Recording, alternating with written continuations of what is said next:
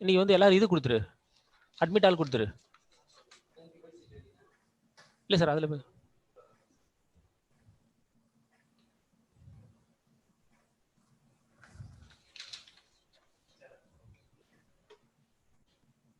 எப்போ இதுதான் வருது,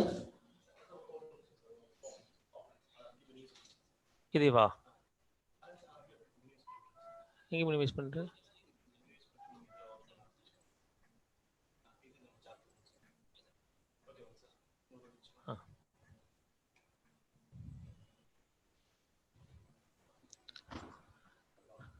எப்பா நீ 88 இது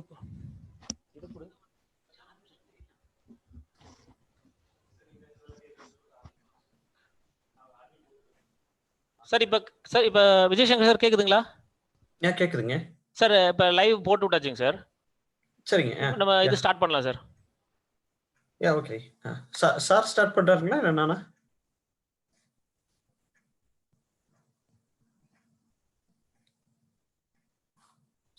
சார் ஸ்டார்ட் பண்றாருங்களா?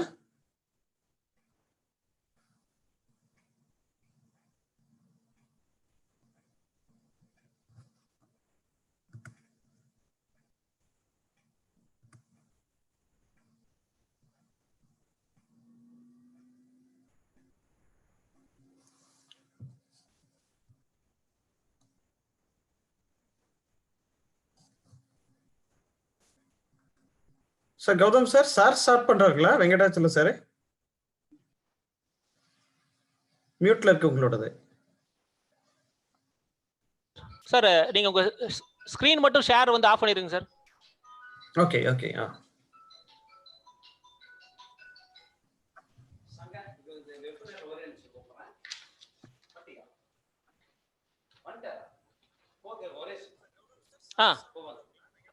ஆமா சார், அவர் தான் ஸ்டார்ட் பண்றாரு சார். நீங்க ஸ்கிரீன் ஷேரிங் மட்டும் இது பண்ணி விடுங்க சார். இல்ல சார் இப்போ so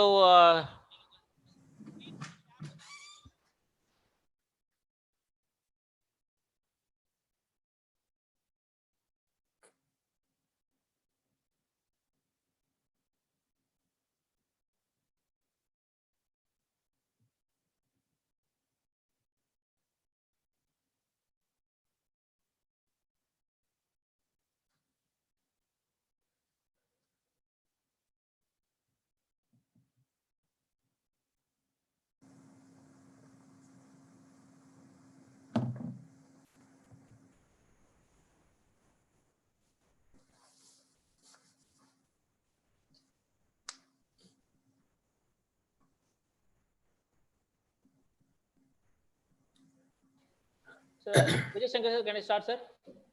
Yeah. Okay. On behalf of Department of Electronics, Erode Arts and Science College, Erode, Tamil Nadu, India. Good morning, everyone present here in the webinar on micro, nano, and atomic approaches in electronic applications. All participants can now see the program schedule I am going to share.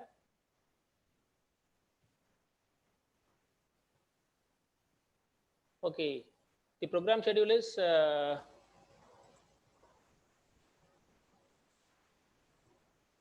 you can see the program schedule. Okay, now I am the host, Dr. P. Gauthaman. Next, the welcome address by Dr. M. Venkadachalam, Associate Professor and Head of Electronics. And the resource person is Vijay Shankar Asokan, Chalmers University of Technology, Sweden. And the question answer session is to be done by Dr. Vijay Shankar Asokan.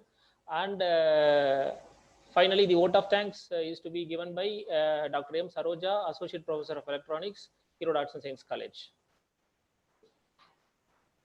Okay, now after completion of the program, the feedback form link for getting e-certificate will be open today at 12:30 p.m. to 2 p.m. So all the participants, the feedback form link is already sent to your registered email ID. So the final instructions, all participants kindly mute your audio and video. Now we are going to start the session. And only 100 participants can be accommodated in the Zoom app. So now the YouTube live streaming is going on. So the YouTube live streaming link is also given already. So kindly all participants who are not able to accommodate in the Zoom, you can go to the YouTube live streaming. Thank you. And now Dr. Vijay Shankar Ashokan will start the meeting, and our HOD Dr. Mangalachalam will join after 5 minutes. So Vijay Shankar sir, you can start the session, sir. Yeah, so I will start the session okay, now. Okay, sir. Okay, sir. Yeah, very good morning to all. Just kind request, கொஞ்சம் video எல்லாரும் of பண்ணிட்டா better. ஏன்னா sometimes network error will move in. So yeah, so please mute பண்ணிருங்க, video of பண்ணிருங்க. So all participants kindly mute your video and audio. Yeah, and also at the end of the session, I'm ready to answer, but please make a chat so that with your mail ID, if we are not answering in the session, we will also answer through mail. Okay, okay. So that's the instruction from my side. Yes, sir. You can start, sir. No problem. Yeah. Okay.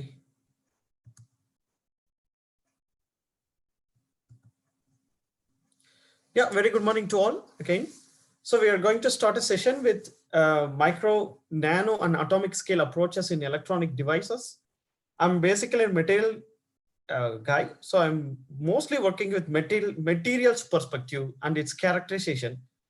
So I'm not mostly going to involve, or I didn't involve so far with any applications or devices making, but I usually work with most into the core of materials preparation and its characterization. And as an electron microscopist, I am more interested in recent years with an atomic scale approaches or atomic scale studies on nanomaterials and two-dimensional like a low-dimensional materials, including graphene and transition metal dichalcogenides. So with the materials knowledge, I try to get these perspective into the applications. So I will give you like a broad opening of how we prepare materials, how we study the materials in order to prepare it to any applications. Either it can be energy devices like energy storage or conversion, or like an electronic devices like FET. So our core aim is to prepare the materials first and study the materials. So I stick on to this subject. So we will start with these things. Before I get into my topic, into the content really, I just wanted to show this slide because this is somehow related to the nanomaterials like carbon nanotubes, which is found in Wootz steel. The Wootz steel is famous for the Chera kingdom, like in Karur and Kodumanal. In historic ages or in Sangam ages. So these type of Wootz steels have found recently, maybe in 2000 period, 2006 period in Syria, and even published in Nature. When they try to extract this or analyze this Wootz steel, they found carbon nanotubes as like a flakes inside the tubes, steel or in a knife. So that they try to understand how these things only appear in Wootz steel, not in other steels, not in other kingdoms, not in other historical regions. So it's mostly related to the Wootz steel, which is mostly related to the Chera kingdom in Kodumanal, maybe the industrial site with steels. So they found there are some specific transition metals. Usually the carbon nanotubes can be grown or prepared with the transition metal as a catalyst. So here the specific transition metals which brings in carbon nanotubes by some time of or when it goes on with some ages. So this is something interesting to start with like Erode Arts College to get into how even we are connected with the nanomaterials historically. So this is the Nature paper which is related to this sharpest cut from nanotube sword. So this is come from the Damascus steel. So this refers to Wootz steel, and if you dig on to Wootz steel's history, it ends up with Kodumanal or in South India with Chera kingdom. So this is how I would like to just warm up with you with some interesting factors. So I will get into the content. So I just start with very basic slides of history of semiconductor technologies. So getting into the nano devices. So the nano devices and 2D material devices is more or less, I just make it as a common error and common slides. So I don't have any specific for nano devices, but it will be related to the 2D materials or two-dimensional materials. And in particular, I will also talk about atomic defects or atomic dopants, which is more studied in detail for recent years with these two-dimensional materials. Era started after graphene graphene was exfoliated from the like graphite through the Scotch tape technique, or then later on grown from CVT technique even. So this is the basic content of our slides. So I will get into the chapters. So the invention of transistor begins with in a Bell laboratory. So with Shockley, then they entered into microelectronics revolution in 1950s.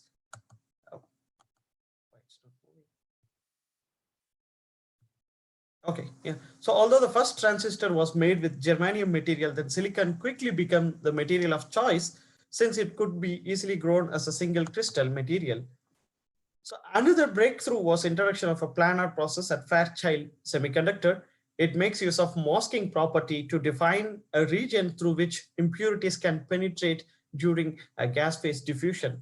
So by the way, they can even easily prepare a p-type and n-type within like the slides which shown here with silicon dioxide layer on the top, which is mostly a native oxide to the silicon. Then they can also even make a mask and make a dopant, which brings in another type of semiconductor, like either in p-type, which is going to be n-type, and in n-type material it's going to be p-type. So those techniques can be later on explored.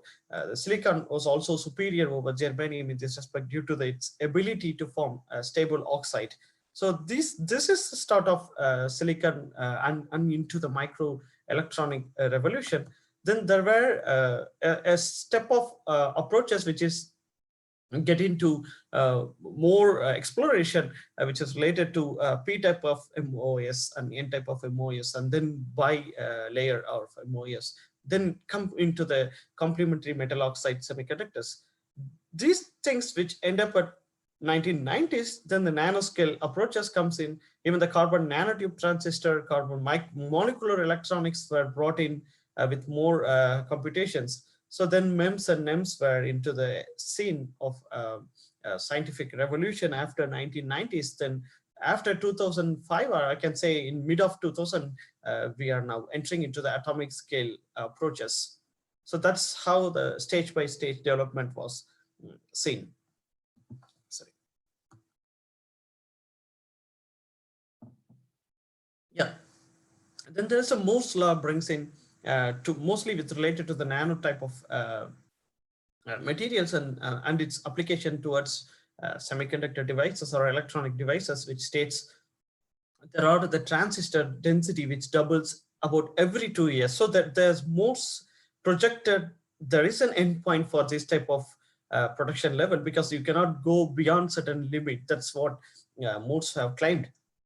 So it started with 1950s with single transistor, then it transformed into 16, then 4,500, then 2 lakhs, then 31 lakhs, and it goes on increasing. So the Moore's law have some breaking point, which I will show you next in the next slide. Before that, I would like to bring, because we are now talking about the nanoscience, so just a quick view about how the nano sizes can be visualized when compared to the person's like 2 billion nanometer. If then with Apple size, it's 80 million nanometer. Then you're going into the very short scales. DNA with 2 nanometer, a few nanometer, or few angstrom of atomic levels. So this is where we start, and we are into the atomic world. So the Moore's law again comes in because we need to talk about the nano technology integration into the CMOS or the electronic devices. For example, if you see in the left side, I show the laser point. Okay, so these things started with 3 micrometer, then it's entered into 2000 with nanotechnology brought in more advanced knowledge of field. Then it comes with few nanometers, few tenths of nanometers. Then it has keep on decrease with nanomers and nanotubes in a single dimensional method. Then single dimensional materials So it's on now 5 nanometer scale of devices, even like you can prepare materials for within 5 nanometer or less than 5 nanometer, I can say, in two-dimensional materials with few layers of atoms.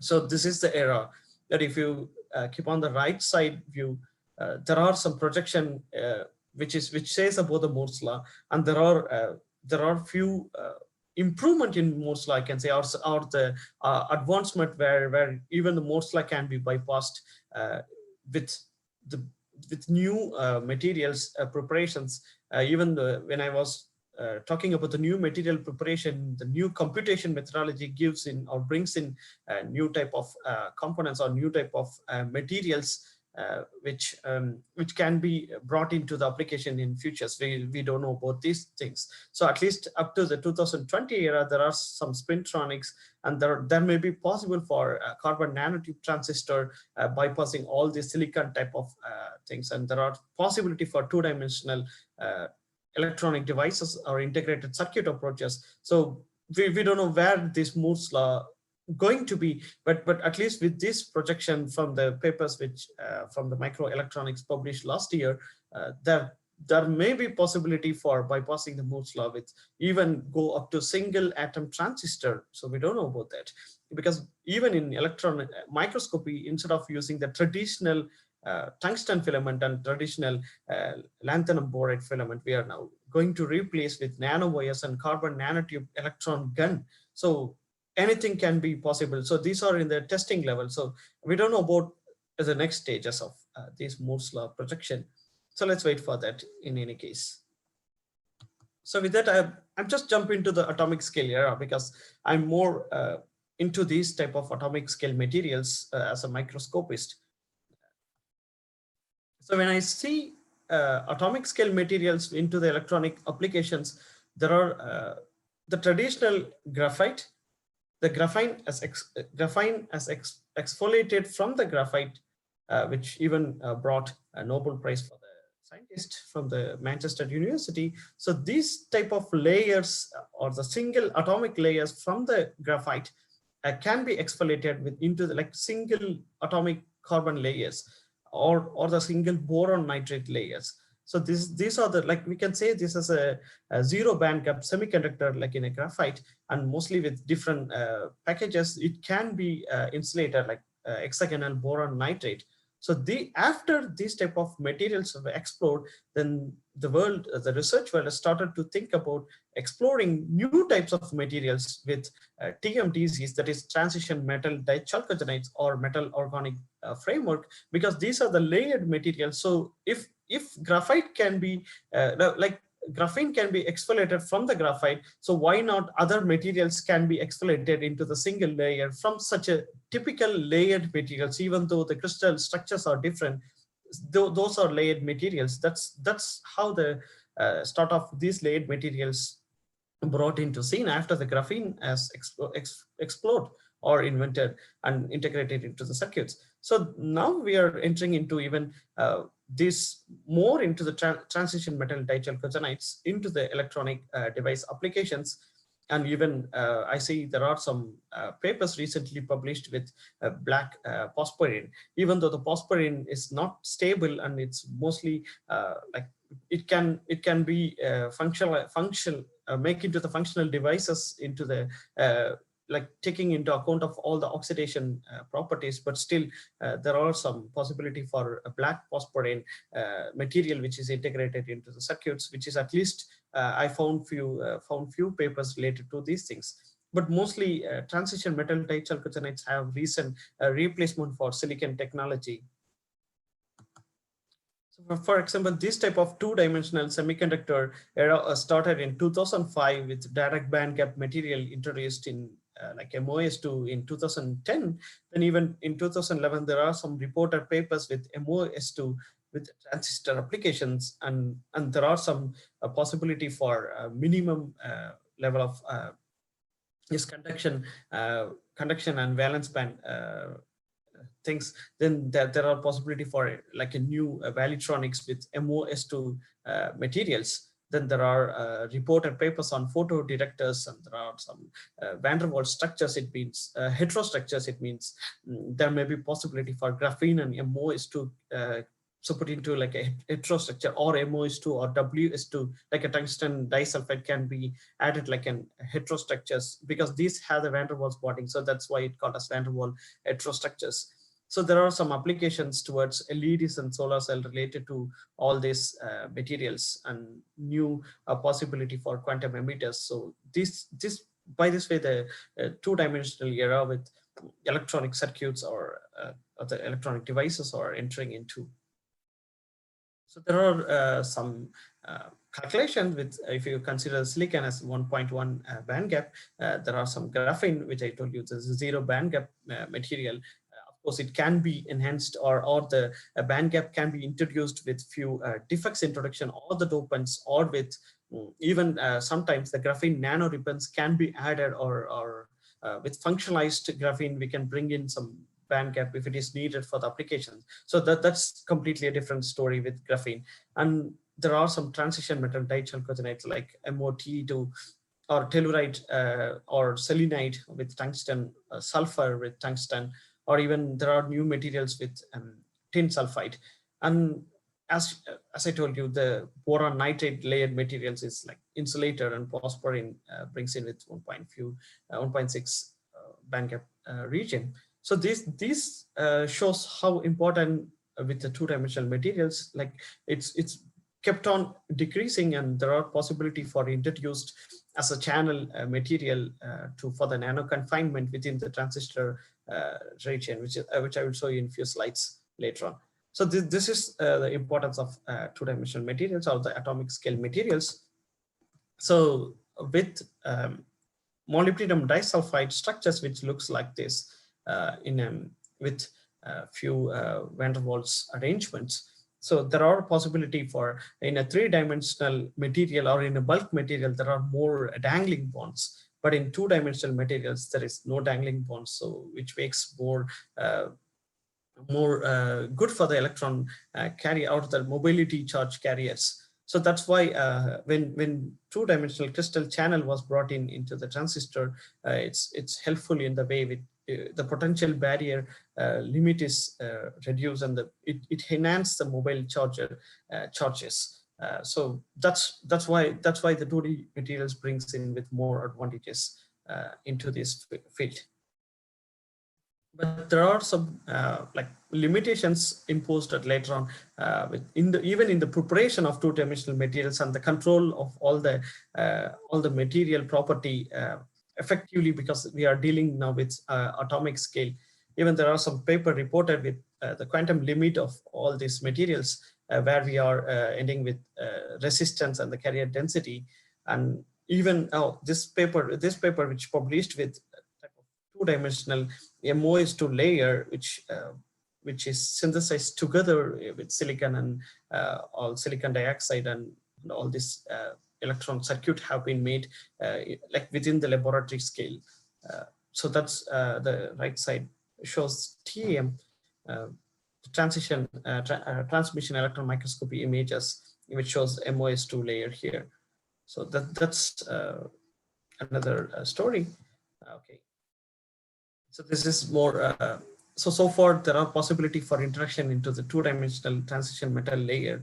And the scientists now think about why not we introduce more dopants to enhance its property. For example, if you see here, there are more dopants even added into the MOS2 regime, which enhance the electrical properties or the optical properties even with different devices. So there are possibility for like improve the mobility. If you see here with different researchers which claimed advancement in the mobility compared to the thickness reductions or compared to the traditional way of electronic devices. So now I'm going into the defects and doping, because I'm more working on, as I told you, I'm a material scientist and I'm mostly working only with the electron microscopy. Then these type of atomic defects and dopant studies are much needed to get these materials into the device applications. So we are now entering into the more related to the transmission electron microscopy images, how we study these structures. So for example, when we take MOS2, there are three possibilities for single layer growth through the mechanical exfoliation, which is like just using the Scotch tape with a repeated Scotch tape exfoliation. We may end up with single layer of two-dimensional materials or layered materials, whatever may be, like even in graphene or in phosphorine or in WS2. Here I am speaking about MOS2. And there are possibility for chemical vapor deposition with some metal oxides and chalcogenides like sulfur or selenites or tellurides brought into the chamber, and a possibility for growing single layer or single atomic layer MOS2. Even the physical vapor deposition, it's possible with MOS2 powders get monolayer of MOS2. But however, with my experience, I feel PVD is really tough. At some point, we need to find like a particular solution for each laboratory conditions. So of course, when I was working with MOS2 preparation in PVD, I didn't end up with more successful compared to CVD, I can say. So there are more success rate with CVD. However, we have studied all these three type of synthesis material and check how the defects are related to the preparation techniques. So this type of work, which is published in Nature 2D Materials by our group, and I'm one of the co-author, which was a work which we done at China, Zhejiang University. We grow MOS2 atomic layers in CVD technique, and we even took a few nanometer scales of MOS2 deposits of the atomic clusters, and we studied how the edge atoms are made up of with respect to different timings and with respect to different growth process within CVD process. So we took even very small atomic clusters of a few nanometers, and we even took single or the monolayer atomic or we can say monolayer or atomic layers of MOS2. We even studied all these edges because STEM, which is scanning transmission electron microscopy technique, which allows for a Z contrast imaging, which means the higher atomic number elements give brighter spots and lower atomic number gives you darker spots comparatively. So you can easily locate which is moly atom and which is sulfur atoms. So you can even like simulate how the layers are look on after you get your transmission electron microscopy images. So by the way, you can check whether it is a sulfur related edge or moly related edge, because the sulfur related and moly related edge have different chemical potentials, so which affects a lot with application perspective. So we need to study these things in an atomic scale to know exactly how these edges are formed, how these atoms are made into clusters and grown into single layer materials. So that's why we are more interested in this type of atomic scale studies using TEM. So this is another work from our group that's published in Nature Communication. This paper studied all the three techniques like mechanical exfoliation, PVD and CVD, and try to find which defects is dominant. Mostly these atomic layers of point defects, so there's no possibility for line defects, but still we need to count how these point defects are made up of related to different techniques. So for example, this is a PVD derived sample which have more moly anti-site defects, which means the molybdenum sit into the sulfur locations. So that's a sulfur spot, but moly has replaced the sulfur and sits there. That's why you get more brighter regime instead of dark spots. So it means there are more moly atoms. But when compared to mechanical exfoliation or chemical vapor deposition, there are more sulfur vacancies. It's because in chemical vapor deposition, there's a possibility for the competition between moly, oxygen, and molybdenum and sulfur. So there are possibility for oxygen to replace sulfur at some point with moly, and oxygen leaves quickly as like S2 atoms. as like S2 atoms, oxygen also replace like an oxygen gas phase. So there is a vacancy for sulfur here because of this oxygen also introduced.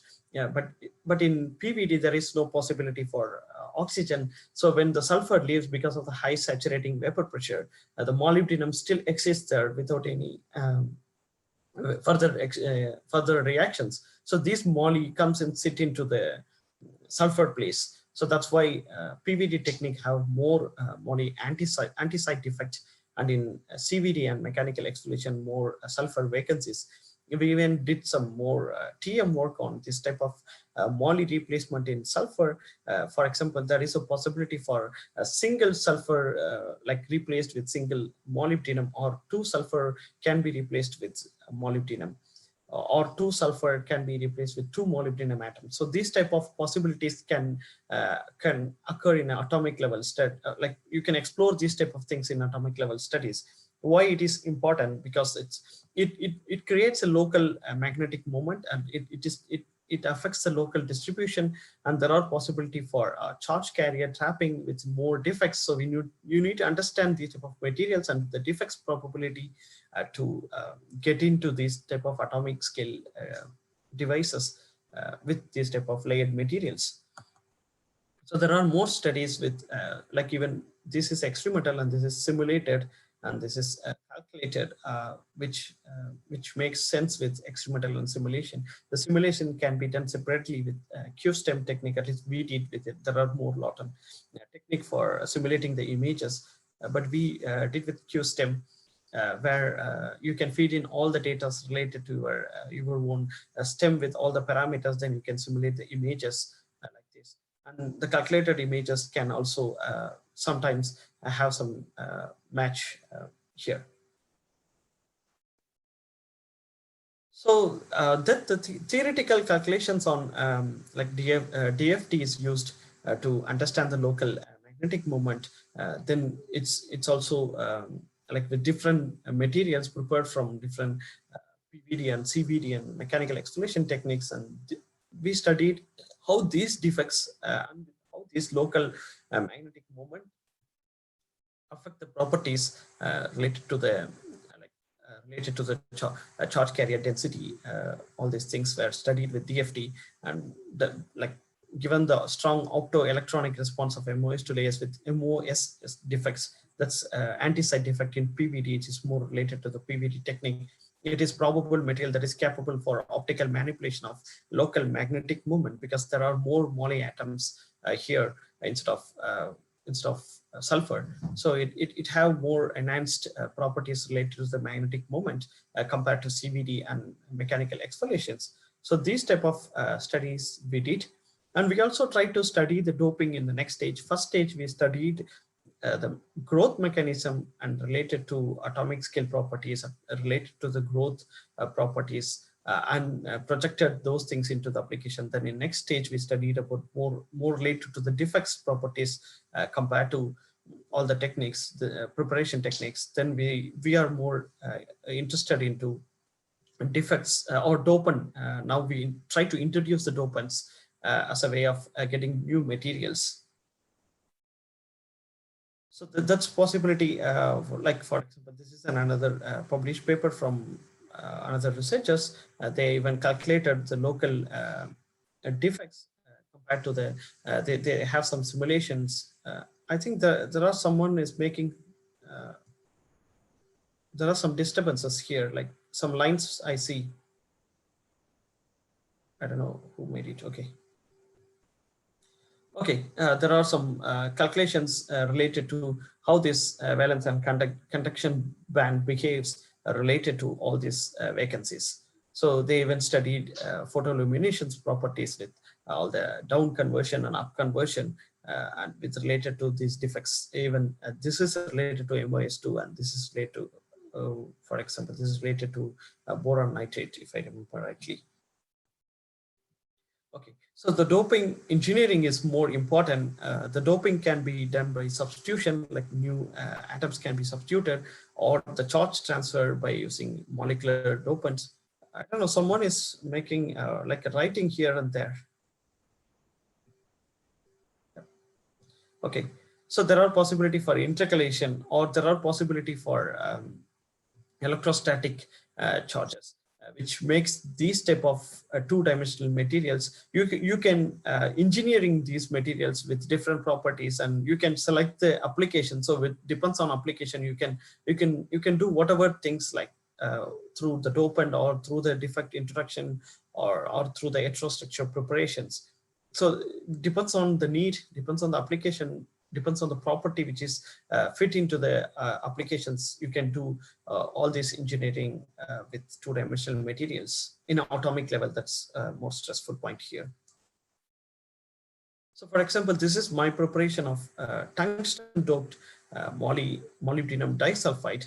We even did some tungsten doping on the edges. For example, all these edges with bright spots or tungsten, as I told you, if you remember, these type of STEM images are from the Z contrast imaging. So, you know, if there are more bright spots, it should be from the higher atomic number. We have tungsten, we have moly, we have sulfur. So out of these three elements, tungsten is a higher atomic number and then gives bright spots. So we have even studied how this type of dopants form in the two-dimensional materials. Even I have even located few atomic clusters, even though here and there the tungstens were deposited. This type of report was published in scientific report by me, like in a Nature. So even the EDS with more XEDS detector, which is more like in an atomic scale, you can detect all the elements. So this shows the monolayer consists of molybdenum and sulfur, and there are some edge doping on with tungsten. So this is how we studied. Even as I told you, there are some atomic clusters I have located with just single tungsten atom in MOS2 atomic clusters, and there are tungsten atoms here and there. Yeah, okay. This is another reported paper. As I told you, I was mostly working with STEM imaging and calculating the dopant and defects, and there are some published report with same typical two-dimensional material with different dopants. For example, they introduced potassium here in tungsten selenide. They prepared this type of transistor materials or with different gate and channeling, and they even studied how this type of the particular dopant atom after introduction introduced, and they even calculate all these parameters, parameter responses before dopant and after dopant. And even there are possibility for there are some molybdenum disulfide layer and boron nitrate layer with even gold particles were substituted here and there to enhance the electrical responses. So this is example for the dopant by some researchers. So this is an example of slide for, like, you can make a structural engineering of all these materials. You can maybe prepare the like a lateral co-depositions like here, or with N type of material and P type of materials together. You can synthesis, or you can also make gold deposit over the two-dimensional materials, or the boundaries can be varied with same type of materials. For example, same MOS2 can have different phases, like MOS2 can exist with H phases and T phases, which differentiate the properties. There are, and as I told you, like previously, there are possibility for defect introduction. So this type of preparation, like either with vacancy or with heterostructure or with vertical or lateral coating or dopant, it depends on the property which is comes from the materials. It can be added to different application perspectives. So this slide is to just brought in to show how all these applications can be introduced with in atomic scale materials, like using atomic scale materials. So there are possibility for even these two-dimensional materials can exist in like battery applications, like in anode materials. So this is because this type of layered materials can accommodate lithium in case of lithium-ion batteries, because of the metabolic structure behavior or the layered behavior. So there are more possibility for the porous nature, and there are more possibility for lithium intercalations. So recently, these type of materials are even used into like in battery applications. So I'm going to end up slides with few interesting information, because so this is the battery, and this type of lithium-ion battery brought in Nobel Prize last year. So that's the interesting point here, because of the recent achievement from this type. Stanley Whittingham and other two researchers, they got a Nobel Prize. Even they start with the minimum battery level with titanium oxides, and replaced titanium oxide into titanium sulfide, or metal oxide into metal sulfides. So they also then changed this type of cathode materials with different like cobalt introduction, and so the new material was brought into the scene. Then this replacement now started with new era of two-dimensional materials with lithium intercalation possibilities. As I told you, it's because of there are more porous nature, and there's more possibility for lithium intercalations. So it's inserted, and dissociation is possible. So this is like graphene materials here, and it also have molybdenum disulphide channeling here. So with this, just I try to bring in how these materials are brought into atomic scale perspective into the device applications, and what are the studies we do, at least from the microscopy perspective. Even though I'm not good in with application perspective, I'm more working with materials perspective as I'm microscopy. So these type of materials, we do studies to prepare these materials or prepare the knowledge for these materials into different devices. So with this, I'm concluding my talk. Like the property modulations of two-dimensional material toward functionalized device have attracted, like in recent years, with extensively reported literatures, and the defects are usually seen as an imperfection in materials, but in nanoscale defects in these type of materials, which brings in novel and innovation towards the device applications. So compared to mainstream silicon and 3-5 semiconductors, these materials still have some challenges, still need to be matured, still need to be brought into the large scale synthesis, or still brought in to be from the laboratory to the industrial application. But still there are more openings for these type of materials into the transistors or memories or detectors, or like photo detectors. Even in optoelectronic devices, there are more broad opportunity for this type of materials. So that's my conclusion today. Thank you for all. I think I can take more questions in chat box, or even you can write me a mail. I don't know. I don't have mail ID here. Maybe you can get from the organizer. You can still contact me through mail to get more questions and more debates. Okay, thank you, Vijay Shankar sir. Sir, now I invite our head of the department, Dr. M. Venkatachalam, to share his views.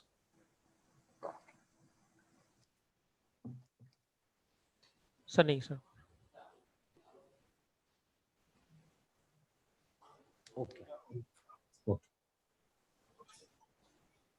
Hello. Photo. Very good morning. Sorry for the delayed welcome address. Most respected resource person, the organizing committee members, my dear participants. It is a great pleasure to be here to deliver the welcome address in this wonderful forum. Now, I have to thank today's speaker, the eminent personality, Dr. Vijay Shankar Ashokan. He is an electron microscope researcher at Energy and Materials Division, Chalmers Institute of Technology, Sweden. He has published nearly 50 research articles in high-impact journals such as Nature, American Chemical Society, Royal Chemical Society, Springer, and elsewhere. Has presented his research work at 21 international conferences held in various countries such as India, USA, Norway, Sweden, Denmark, China, and Sri Lanka. He has delivered 20 invited talks and special lectures in Indian educational institutions. It is our great privilege and honor to have such an eminent personality as today's speaker. I team with my procedure person extending warm welcome to our resource person, Dr. Vijay Shankar Ashokan. And also, I welcome the participants from various institutions, various countries. Really, I thank the participants for their overwhelming response. Really, 800 odd people in this invited talk. Once again, I extend my warm welcome to you, sir. Next, I would like to extend my heartily welcome to our faculty members, Dr. M. Pasupari, Dr. R. Murugesan, Dr. M. Saroja, Dr. P. Gaudaman, who have rendered their fullest support in organizing this webinar. And also, I have to thank Mr. Kumar, who is giving technical support throughout this webinar program. Finally, I would extend my sincere welcome to all the participants from all over the world to this wonderful program. Thank you, sir. Thank you, Vijay, for your cooperation and lecture. Thank you, Venkatachalam, sir. Sir, Vijay Shankar, sir, you please stop your screen share, sir. Yeah. Okay. So now I invite our Associate Professor of Electronics, Dr. M. Saroja Madam, to give vote of thanks.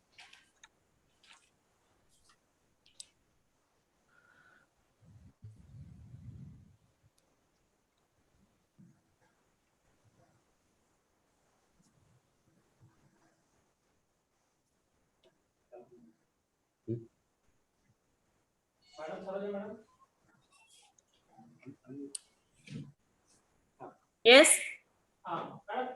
Okay, audio varudha? Yes. You can start. Okay.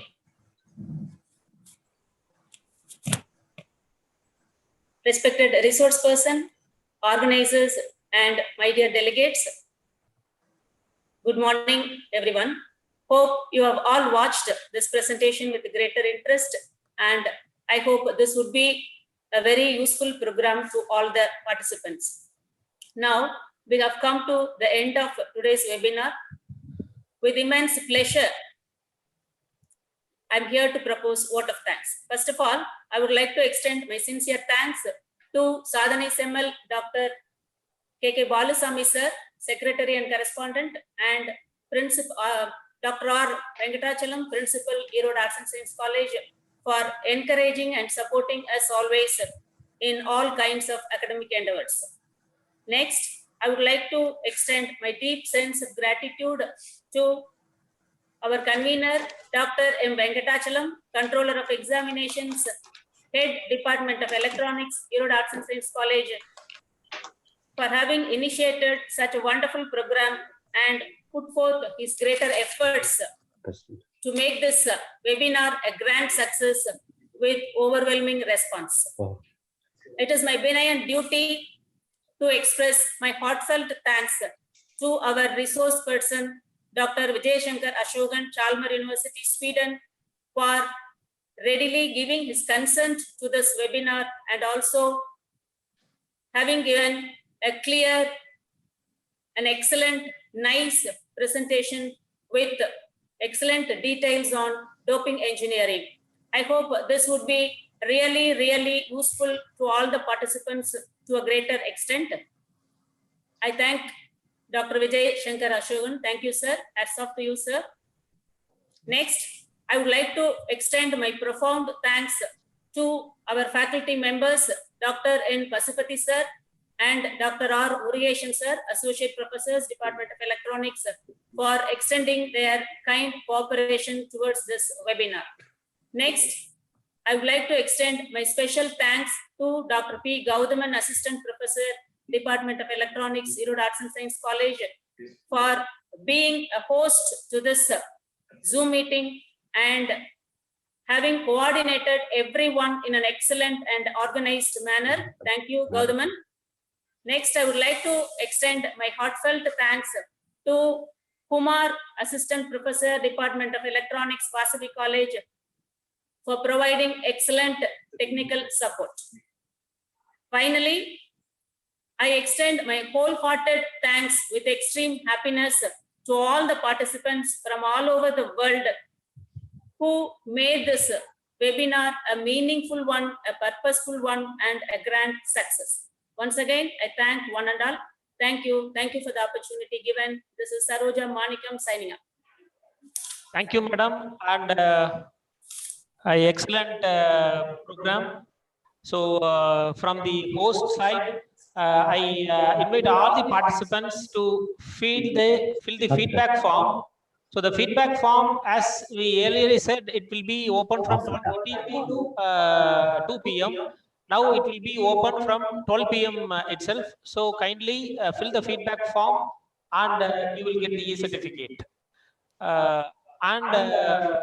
On behalf of Department of Electronics, Erode Arts and Science College, Erode, Tamil Nadu, India, we thank all the participants all over the world who had seen the program, and I thank you everyone. And the question answer session, now I ask all the participants to mail to the resource person's mail ID, that is Vijay Shankar sir. His mail ID is in the chat box. So you please see the chat box and mail the questions to our resource person. So definitely he will attend the question answer. And once again, I thank you all for this wonderful session. Thank you. Thank you from Department of Electronics, Erode Arts and Science College, Erode, Tamil Nadu, India. Thank you. Thank you all for today's wonderful lecture attendance and inviting me for such a really wonderful days today. 1 minute, our head of the department is speaking some words. Vijay, thanks Vijay for your support and guidance. So thanks, sir. Thank you.